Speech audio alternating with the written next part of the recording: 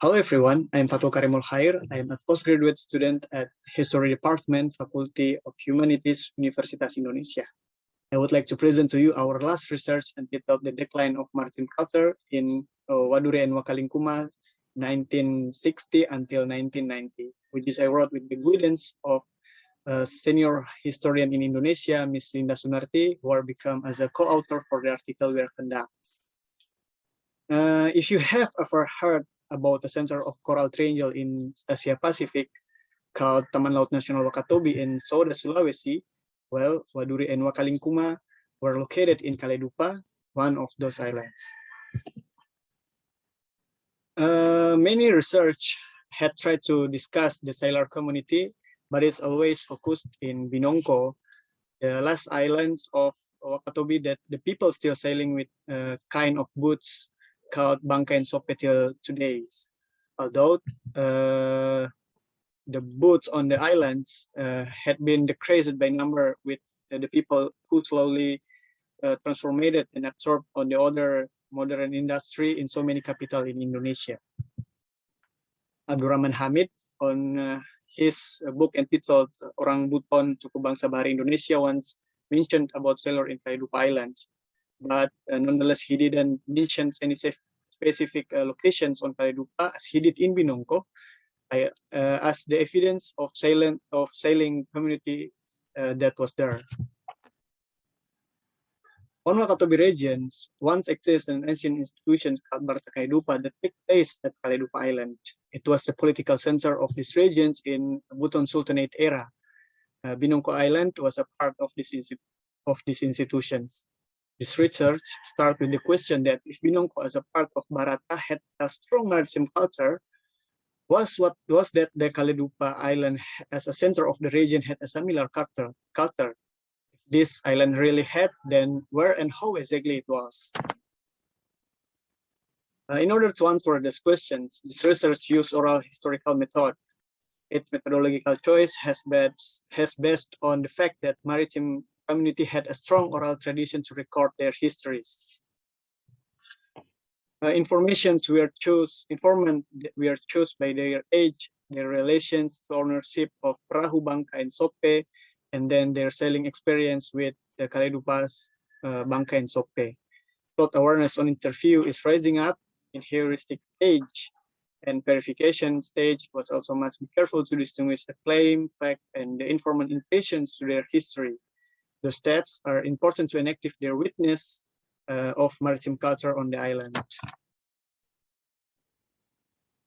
Kaledupa's large, approximately 6,125 hectares. If you go to the island, you would be welcomed by Waduri Wharf. Waduri village located on the right side of the wharf, while Wakalingkuma village stand on the left side of the wharf. Housing on the both village are built on piles of coral called potondo. This potondo was founded on a shallow sea on the coast, which slowly became a village. The corals are taken in the waters around Kaledupa Island by young people using canoes, and then towed up slowly and become a proper potondo as a place to build a house. The distance from one potondo to another is from 5 to 15 meters. This creates a door-to-door seascape. The distance between the potondo used to serve as a place for boat owned by the people on boat village. From 1960 until 1990, there were 44 bhangka and soppe in Waduri, while in Wakalingkuma village there were 22 bhangka and soppe. Some families can have 2 or even 3 boats anchored next to their house. The bhangka and soppe mooring pattern next to the house by Kaledupa people is different from the pattern of mooring the boats in Binongko, which makes forts out of rocks at their pier to protect the boat from the waves that always rage throughout the wind season. Because it's different with Kaledupa, there's no protective reefs around Binongko that can break the waves from hitting the mainland. Thus, everyone who wants to research the history of maritime culture in Wakatobi Island must be aware with this natural condition and its impact in different housing pattern on each island. Most of the boats were made by people of two villages themselves, either through the salary system or through a mutual cooperation system called pohamba-hamba. And what is pohamba-hamba? Pohamba-hamba, in pohamba-hamba system, boat builders are often rewarded for their service by offering labor exchange in other fields. For example, the boat owner will help with the constructions of the boatmaker's house, help to take care of the boat builder's gardens, or help meet the water supply of the boat builder's family by fetching waters from water source around the island.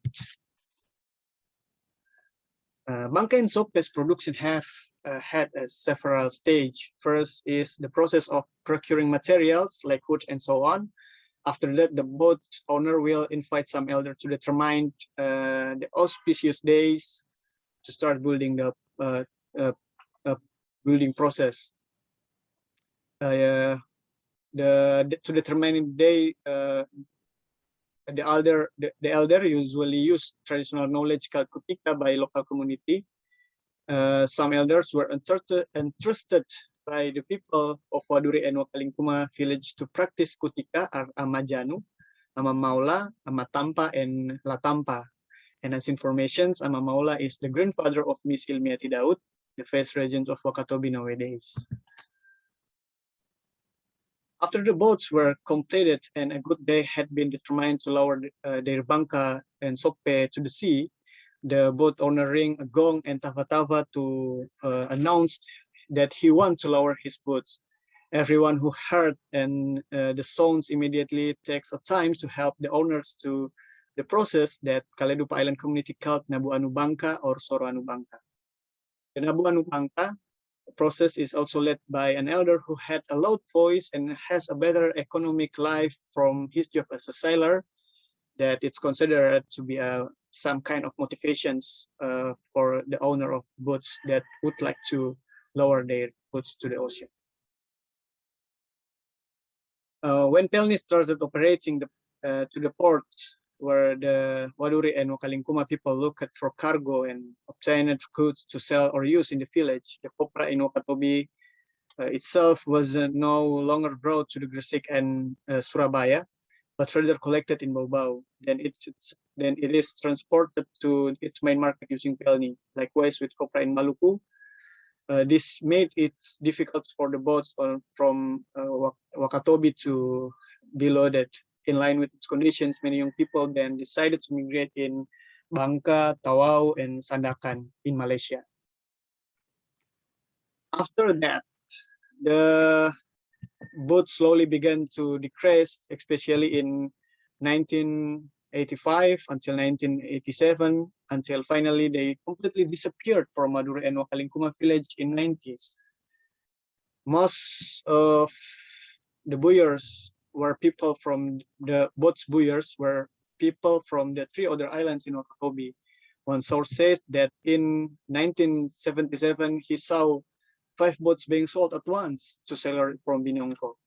The younger generations who finished their education at shipping schools in Makassar and Jakarta at those years were absorbed into shipping companies such as Pelni, Pertamina, ship transporting goods and coal in S. Kalimantan, as well as international shipping company, navigating the transatlantic, Arab Road, and also Ocean's Road.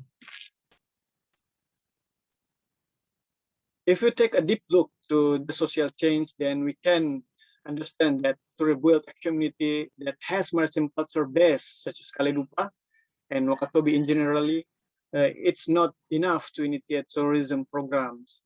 Maritime community empowerment can only find its significance if people and government build a maritime-based production sectors in islands, such as Wakatobi, that are able to absorb local communities as the main driving force.